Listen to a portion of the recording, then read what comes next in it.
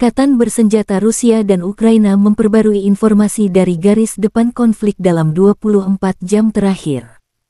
Juru bicara Kementerian Pertahanan Rusia Letnan Jenderal Igor Konasenkov tanggal 5 April melansir terjadi kontak senjata di sejumlah wilayah. Di arah Donetsk, grup pasukan Yuk, penerbangan operasional taktis, dan artileri menghancurkan hingga 2 pengangkut personel lapis baja, 1 tank, 4 kendaraan tempur lapis baja, 2 kendaraan bermotor, dan howitzer D-30 selama 24 jam terakhir. Di arah ini, musuh kehilangan hingga 410 tentara dan tentara bayaran Ukraina. Di arah Donetsk Selatan dan Zaporozhye, penerbangan dan artileri grup pasukan Vostok Rusia menyebabkan kerugian unit AFU di dekat Nikolskoye dan Novopol, Republik Rakyat Donetsk. Juga pada siang hari, tindakan 3 kelompok sabotase dan pengintaian Ukraina digagalkan di dekat Vladimirovka, Mirnoye, dan Nikolskoye. Pada siang hari di arah ini, musuh kehilangan hingga 30 tentara Ukraina, 1 kendaraan lapis baja, 2 truk pickup, dan 2 gudang amunisi unit AFU di dekat Novomihailovka, Republik Rakyat Donetsk dan Kutub Guliai, wilayah Zaporozhye.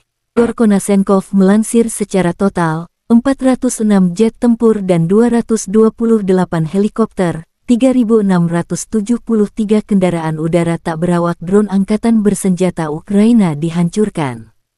Termasuk 415 sistem rudal pertahanan udara, 8.545 tank dan kendaraan tempur lapis baja lainnya, 1.078 kendaraan tempur yang dilengkapi dengan MLRS, 4.504 meriam dan mortir artileri lapangan, serta 9.302 unit khusus peralatan militer dihancurkan selama operasi militer khusus. Dari kubu terpisah, militer Ukraina merilis Rusia kehilangan 460 prajurit dalam 24 jam terakhir. Termasuk 5 tank, 3 kendaraan lapis baja pengangkut personel serta 4 unit artileri. Secara total, Rusia sudah kehilangan 173.360 prajurit sejak awal serangan skala penuh. Termasuk kehilangan 3.615 tank, 6.977 kendaraan pengangkut personel, 2.675 unit artileri serta 306 jet tempur dan 291 helikopter. Konflik Rusia dan Ukraina sudah berlangsung 406 hari belum ada tanda-tanda perdamaian dua kubu. Ukraina juga merilis rekaman video keberhasilan unit pertahanan udara angkatan bersenjata Ukraina melawan drone Rusia produksi Iran. Kerja sempurna dan tidak ada tempat bagi penjajah di sini, demikian keterangan video yang dirilis militer Ukraina. Angkatan bersenjata Ukraina juga merilis suasana pusat kota Bakhmut atau Artyomovsk di mana pasukan Ukraina masih menguasai kota strategis tersebut.